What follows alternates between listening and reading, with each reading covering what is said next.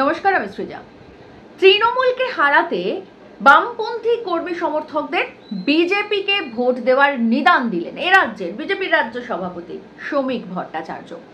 কি বলেছেন তিনি বলেছেন যে এবছর ওনারা এই যে সামনে 26-এ বিধানসভা নির্বাচন রয়েছে, সেখানে ওনারা সত্যি সিরিয়াসলি তৃণমূলকে হারাতে চাইছেন, আর সেই কারণের জন্য বামপন্থী কর্মী সমর্থকরা যেন বুকে পাথর চাপা দিয়ে হলেও বিজেপিকে ভোটটা দেয়, কারণ তাহলেই একমাত্র তৃণমূলকে হারানো সম্ভব। এখন প্রশ্ন হচ্ছে, শ্রমিক ভট্টাচার্যের এই যে স্টেটমেন্ট, এর থেকে কি প্রমাণিত হলো? এর থেকে প্রমাণিত হলো যে বিজেপি আসলে হেরে গেছে। বিজেপির অ্যাকাউন্টে আসলে তৃণমূলকে হারানোর মতো বা কাউকেই হারানোর মতো এবং নিজেরা ক্ষমতায় আসার মতন ভোট নেই। এটা মোটামুটিভাবে শ্রমিক ভট্টাচার্য বিষয়টাকে পরিষ্কার করে দিয়েছেন, আর সেই কারণের জন্য ওনাকে বামপন্থী কর্মী সমর্থকদের কাছ থেকে ভোট ভিক্ষা করতে হচ্ছে। কিন্তু এখন প্রশ্ন হচ্ছে, শ্রমিক ভট্টাচার্য যেটা বলছেন সেটার সারবত্তা কতটুকু? কারণ আমরা যদি একটুখানি এ রাজ্যের ভোটের যে 294টা কেন্দ্র রয়েছে সেটার একটুখানি হিসেব ধরি। আমি এর আগে বহু ভিডিওতে এগুলোর ডিটেল আলোচনা করেছি, আজকে ডিটেল আলোচনা না করলেও ছোট করে বলছি। সেটা হচ্ছে যে মোটামুটিভাবে 87টা কেন্দ্র সংখ্যালঘু অধ্যুষিত। এমনিতে সবই 294টা কেন্দ্রই কম বেশি সংখ্যালঘু অধ্যুষিত, কিন্তু এই যে 87টা কেন্দ্র, সেই 87টা কেন্দ্রে প্রায় 20 থেকে 50 বা 55% সংখ্যালঘু ভোট রয়েছে। আর সেই কারণের জন্য এই 87টা কেন্দ্রের ভোট এই বিজেপি বা এই শ্রমিক বাবুরা পাবেন না, অর্থাৎ ওনারা খাতাটা খোলেনি 87-0-তে। তার উপরে মতুয়া সহ অন্যান্য সম্প্রদায়ের উপরে ওনারা যা কথ্য অত্যাচার করেছেন এবং যা ব্যবহার এখনো পর্যন্ত করছেন, সেক্ষেত্রে সেই ভোটগুলোও পাবেন না, সেটাও প্রায় 30টা মতো কেন্দ্র। তাহলে কি হলো, 87, আমি যদি 87 বাদও দিই, আমি যদি 80ও ধরি, তাহলে সেক্ষেত্রে 80 আর 30 অর্থাৎ 110-0-তে ওনারা খেলাটা শুরুই করছেন। 294টার মধ্যে 110টা বাদ দিয়ে খেলাটা শুরু করছেন, অর্থাৎ বিজেপি যে এ রাজ্যে কখনোই ক্ষমতায় আসতে পারবে না, সেটা বিজেপি যবে থেকে তৈরি হয়েছে 1980 থেকে, তবে থেকেই বিষয়টা পরিষ্কার, তবে থেকেই ওরা জানে। আর সেই কারণের জন্য এই ভোট ভাগ করার চেষ্টা বা বুকে পাথর চাপা দিয়ে ভোট ভিক্ষার আবেদন, এটা একটা গিমিক ছাড়া আর কিছুই নয়। এবার আসছি আরো গুরুত্বপূর্ণ কথায়, সেটা হচ্ছে যে শ্রমিকবাবু জেনে অথবা না জেনে, বুঝে অথবা না বুঝে যেটা বলছেন, সেটা হচ্ছে যে এবারে তৃণমূলকে হারাতে হবে এবং সেই কারণের জন্য বিজেপিকে ভোট দিতে হবে। কিন্তু আসলে আমরা সকলেই জানি, আমরা যারা একটু রাজনীতির খোঁজ টোজ রাখি, তারা প্রত্যেকেই জানি যে তৃণমূল কংগ্রেস আসলে 2016 সালে হেরে গেছিল।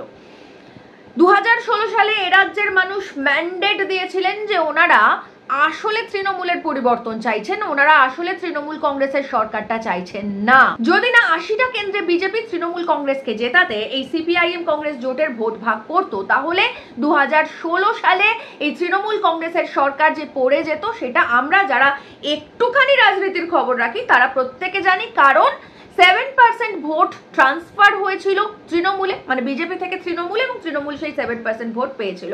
আর সেই ভোট পেয়েই 2016 সালে ক্ষমতায় এসেছিল, এবং অবশ্যই বাম কংগ্রেস জোটের যে ভোট সেটা কাটা হয়েছিল। অর্থাৎ এই যে তৃণমূলকে হারিয়ে আমরা ক্ষমতায় আসবো, এই খেলাটা কিন্তু বিজেপির 2016 থেকে চলছে, এবং এই ভোট কেটে তৃণমূলকে জেতানোর খেলাটাও কিন্তু সেই প্রথম দিন থেকে চলছে। আমরা যদি মাত্র কয়েকদিন আগের থেকে যেটা শুরু হয়েছে, যে খেলাটা শুরু হয়েছে বিজেপি শাসিত রাজ্যে বাঙালিদের উপরে অত্যাচার, সেটা কেন হচ্ছে আপনার মনে হয়? যদি বিজেপি সত্যি বাংলায় ক্ষমতায় আসতে চাইতো, তাহলে কখনো এই বাংলা বিদ্বেষী বা বাঙালি বিদ্বেষী তকমা গায়ে লাগাতে চাইতো? কখনো চাইতো না। তার মানে কি? হচ্ছে বিজেপি মারবে, মমতা ব্যানার্জি ক্ষমতায় রয়েছে তাই মমতা ব্যানার্জি বাঁচাবে, অর্থাৎ মমতা ব্যানার্জি ত্রাতা, মমতা ব্যানার্জিকে ত্রাতা হিসেবে প্রতিষ্ঠা করছে বিজেপি। এই যে এসআইআর, এই যে এখন চলছে এসআইআর, এই এসআইআর নিয়ে এই যে একেবারে একটা মার কাট ব্যাপার কেন হচ্ছে? কিচ্ছু না, বিজেপি মারবে, মমতা বাঁচাবে। মমতা কি বলছে?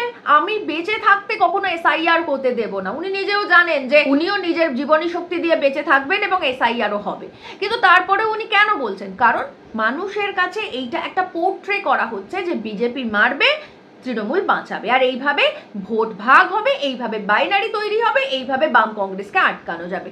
এটা হচ্ছে সোজা খেলা প্রত্যেকবারের, এটা নিয়ে আর নতুন করে বলার মতন কিছু নেই।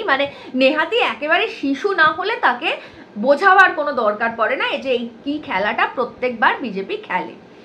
এবার আসছি এই প্রশ্নটায়, যে কথাটা শ্রমিকবাবু বলছেন, তিনি বলছেন যে তৃণমূলকে হারাতে নাকি বিজেপিকে ভোট দিতে হবে। কিন্তু আমরা জানি মাত্র কয়েকদিন আগে যখন বিজেপির রাজ্য সভাপতি হিসেবে উনি শপথ গ্রহণ করেন বা ক্ষমতায় আসেন, তারপরেই কিন্তু উনি ঘোষণা করেছিলেন যে লেবার রুমে আদবানি আর বাজপেয়ী মিলে এই তৃণমূল কংগ্রেসের জন্ম দিয়েছে। এবার বিষয়টা হচ্ছে যে দলটার ওরা জন্ম দিয়েছে, যে দলটার ওরা লালন পালন করছে, আমরা জানি কিভাবে সিঙ্গুর থেকে নন্দীগ্রাম সবেতে সাপোর্ট নিয়েছেন মমতা ব্যানার্জি, এটা তো আর লুকো ছাপার কিছু নেই, এগুলো এখন প্রত্যেকের জানা ওপেন সিক্রেট।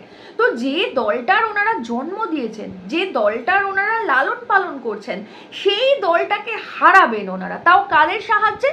তা নাকি বামপন্থীদের সাহায্যে। কিন্তু প্রশ্ন হচ্ছে যে যদি হারানো, আমি ধরে নিচ্ছি যে হারানো হয়ে গেছে তৃণমূলকে, বিজেপি ক্ষমতায় এসে গেছে এ রাজ্যে, কোন বিজেপি ক্ষমতায় এসছে? মাত্র কয়েকদিন আগে আমরা বিজেপির মঞ্চে দেখলাম একসঙ্গে দাঁড়িয়ে রয়েছেন তাপস রায়, অর্জুন সিং, সজল ঘোষ। কারা এরা? কি এদের অরিজিন? এরা তৃণমূল, আবার বিজেপি, সকালে তৃণমূল, রাতে বিজেপি। এ রাজ্যে যে দুটো লোক সব থেকে বেশি বিজেপির ক্ষমতায় রয়েছে, পদমর্যাদায় রয়েছে, তারা কারা? শুভেন্দু অধিকারী, সুকান্ত মজুমদার। কারা এরা? তৃণমূল, সকালে তৃণমূল, রাতে বিজেপি। অর্থাৎ তৃণমূলকে হারিয়ে বিজেপি এ রাজ্যে যে ক্ষমতায় আসবে তারা প্রত্যেকে তৃণমূল, এবং এই লোকগুলোর বাইরে গিয়ে তো বিজেপি কিছু করতে পারবে না। বিজেপি তো তাপস রায়কে বাদ দেবে না, বিজেপি তো অর্জুন সিংকে বাদ দেবে না, বিজেপি তো সজল ঘোষকে বাদ দেবে না, বিজেপি তো শুভেন্দু অধিকারীকে বাদ দেবে না, বিজেপি তো সুকান্ত মজুমদারকে বাদ দেবে না। এরা কারা? এরা তো সবাই তৃণমূল। এবং যদি সত্যি সত্যি বিজেপি ক্ষমতায় চলে আসে, তাহলে আমার মনে হয় যে ববি হাকিম থেকে শুরু করে, মদন মিত্র থেকে শুরু করে, কল্যাণ বন্দ্যোপাধ্যায় থেকে শুরু করে, তারা সবাই একে একে বিজেপি হয়ে যাবে, এবং মমতা বন্দ্যোপাধ্যায় নিজেও বিজেপি হয়ে যেতে পারেন, হাই চান্স রয়েছে। তো সেক্ষেত্রে তৃণমূলকে হারিয়ে লাভ কি যদি সেই লোকগুলো আবার বিজেপি করে? তাহলে তাই শ্রমিক ভট্টাচার্যের এই যে বক্তব্য, এই যে স্টেটমেন্ট, সেটা একেবারে সেই শিশু সুলভ হয়ে গেল না? মানে অনেকটা সেই মেলায় বেড়াতে গিয়ে বাচ্চারা পছন্দের জিনিসটা না পেলে যেভাবে মায়ের শাড়ির আঁচল ধরে রাস্তায় পড়ে কাঁদে, সেরকম আবদারের মতন করে শ্রমিক ভট্টাচার্য বোকা বোকা কথা বলছেন। হয় উনি জেনে বুঝে ইচ্ছা করে এরকম বলছেন, আর নয়তো মানুষকে গুলিয়ে দিতে চাইছেন। মানুষ আসলে সত্যি সত্যি তৃণমূলের এই যে অত্যাচার, এই যে চুরি, জোচ্চুরি, ছ্যাঁচড়ামি, এগুলোতে সত্যি সত্যি বিপর্যস্ত, বিধ্বস্ত। মানুষ এটার থেকে মুক্তি চাইছেন, এ বিষয়ে কোনো ডাউট নেই। কিন্তু সেই মুক্তির রাস্তা কোনটা? সেই মুক্তির রাস্তা যদি হয় বিজেপি, সেই মুক্তির রাস্তা যদি হয় এই তাপস রায়, সজল ঘোষ, অর্জুন সিংরা, সেই মুক্তির রাস্তা যদি হয় শুভেন্দু অধিকারী, সুকান্ত মজুমদার, তাহলে কি সত্যি সত্যিই সেটা কোনো রাস্তা? সত্যি সত্যিই কি সেটা কোনো পরিবর্তন? সত্যি সত্যিই কি তৃণমূল থেকে বিজেপির ক্ষমতায় আসা? ভালো করে বিষয়টা ভেবে দেখুন। আসলে এই যে লেবার রুমে বিজেপি যে দলটার, মানে এই যে তৃণমূল কংগ্রেস দলটার জন্ম দিয়েছে, তারপর থেকে, মানে সেই 1998-এর জন্মলগ্নর পর থেকে বিজেপি এবং তৃণমূল কোনো আলাদা দল নয়। এই দুটো একটাই দল। যেটা আপনাদের সামনে করা হয়, যেটা আপনাদের সামনে দেখানো হয়, সেটা আসলে শুধুই নাটক। এটা কিন্তু মাথায় রাখতে হবে। আবার অন্যদিকে তৃণমূল কংগ্রেসের কথাটাও মাথায় রাখতে হবে, কারণ বিজেপি যেমন তৃণমূলকে জন্ম দিয়েছে, তেমন তৃণমূল কিন্তু বিজেপিকে লালন পালন করেছে। আমরা জানি 1998-তে তৃণমূল কংগ্রেস দলটা বিজেপির জন্ম দেওয়ার পরে 1999-তে যে লোকসভা নির্বাচন ছিল, সেখানে তৃণমূল কংগ্রেস বিজেপিকে 8টা আসন ছেড়ে দিয়েছিল, যার মধ্যে 2টো আসন বিজেপি বের করে নিয়েছিল, কৃষ্ণনগরে সত্যব্রত মুখার্জি আর দমদমে তপন শিকদার। বিজেপির সেই যাত্রা শুরু এ রাজ্যে, এবং তারপর থেকে যাত্রাপালা চলছেই। বিজেপির পূর্বাঞ্চলের দায়িত্বপ্রাপ্ত রজ্জু ভাইয়া তিনি নিজে সাংবাদিক সম্মেলন করে বলেছেন যে এ রাজ্যে বিজেপির সব থেকে বেশি, বা আরএসএস এর সব থেকে বেশি শাখা সংগঠন খুলেছে মমতা ব্যানার্জির আমলে। এবং আমরা জানি আরএসএস এর যে পত্রিকা স্বস্তিকা, সেখানে মোহন ভাগবত পরিষ্কার ভাবে বলেছিলেন যে এ রাজ্যে তৃণমূল কংগ্রেস ক্ষমতায় থাকুক, কিন্তু বাম কংগ্রেস যেন জায়গা না পায়। খুব স্বাভাবিক ব্যাপার। বাম কংগ্রেসের যে সোশ্যাল মেসেজ, যে সোশ্যাল ফেব্রিকেশন, ধর্মবিদ্বেষ এবং জাতিবিদ্বেষের যে রাজনীতি বিজেপি এবং তৃণমূল করে, তার ঠিক উল্টো দিকে দাঁড়িয়ে যে মেসেজ একসঙ্গে জোট বেঁধে কংগ্রেস এবং সিপিআইএম দিতে চায় বা বামপন্থীরা দিতে চায়, তার বিরুদ্ধেই বিজেপি এবং তৃণমূলের এই যাত্রা। সুতরাং এই এখন যদি হঠাৎ করে শ্রমিক ভট্টাচার্য বলেন যে তৃণমূলকে হারাতে নাকি বিজেপিকে ভোট দিতে হবে, এবং যদি বিজেপি ক্ষমতায় এসেও যায়, হাইপোথেটিক্যালি আমরা ধরে নিই, তাহলে কারা ক্ষমতায় আসবে? ক্ষমতায় আসবে তাপস রায়, ক্ষমতায় আসবে সজল ঘোষ, ক্ষমতায় আসবে অর্জুন সিং, অন্যদিকে ক্ষমতায় আসবে সুকান্ত মজুমদার, অন্যদিকে ক্ষমতায় আসবে শুভেন্দু অধিকারী। এরা কারা? এরা প্রত্যেকে তৃণমূল কংগ্রেসের লোক, আবার একই সঙ্গে এরা প্রত্যেকে বিজেপির লোক। তো এই কমন কর্মী, সমর্থক, নেতা, মন্ত্রী সবাইকে নিয়ে শ্রমিক ভট্টাচার্য এখন আবদার করছেন রাজ্যবাসীর কাছে নাকি তৃণমূলকে হারাতে বিজেপিকে ভোট দিতে হবে। শ্রমিক ভট্টাচার্য যা বলেছেন সেটা আমরা শুনেছি, সেটা নিয়ে প্রচুর আলোচনাও হয়েছে, নতুন করে আর এটা নিয়ে আর বেশি কথা বাড়ানোর কোনো মানে হয় না। কিন্তু আমি যেটা বলবো সেটা এ রাজ্যের মানুষের কাছে আবেদন জানাবো এবং অবশ্যই বিজেপির কর্মী সমর্থকদের কাছে আবেদন জানাবো, আপনারা কি সত্যি সত্যি চাইছেন তৃণমূল কংগ্রেস ক্ষমতা থেকে যাক? আমরা জানি এ রাজ্যের অসংখ্য মানুষ রয়েছেন যারা কোনো দলেরই স্টেক হোল্ডার নন, তারা চান একটা রাজ্যের সুশাসন প্রতিষ্ঠা হোক, এই রাজ্যটা যেন সঠিকভাবে চলে এবং আগামী প্রজন্মটা যেন বাঁচে। তাদের কাছে অনুরোধ জানাবো যে যদি সত্যি সত্যি আপনারা মনে করেন যে এ রাজ্যে তৃণমূল কংগ্রেসের সরকার যাক এবং রাজ্যটা সঠিকভাবে চলুক, তাহলে অবশ্যই এবারে সিপিআইএমকে ভোট দিন। বিজেপিকে ভোট দেওয়ার কথা একেবারে চিন্তাও করবেন না, কারণ ওরা তো এখনই হেরে গেছে। ওরা তো এখনই জানিয়ে দিচ্ছে পরিষ্কারভাবে যে ওরা হেরে গেছে, তাই বামেদের কাছে ভোট ভিক্ষা করছে।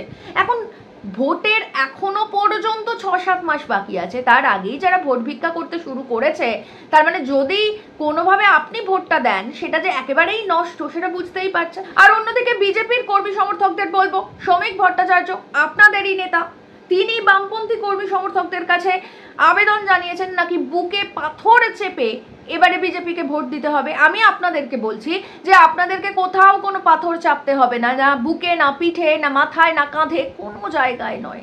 শুধুমাত্র একটু মাথাটা সচল রাখুন, একটু মস্তিষ্কটা সচল রাখুন এবং সত্যি সত্যি যদি তৃণমূল কংগ্রেসের পরিবর্তন চান, সত্যি সত্যি যদি মনে করেন যে এই ধর্মের রাজনীতি, এই জাতির রাজনীতির ঊর্ধ্বে উঠে একটা রাজনীতির দরকার, যে রাজনীতি মানুষের কথা বলবে, উন্নয়নের কথা বলবে, আগামী প্রজন্মের সুশাসন এবং শিক্ষা, স্বাস্থ্য, কর্মসংস্থানের কথা বলবেন, তারা সিপিআইএমকে ভোট দিন।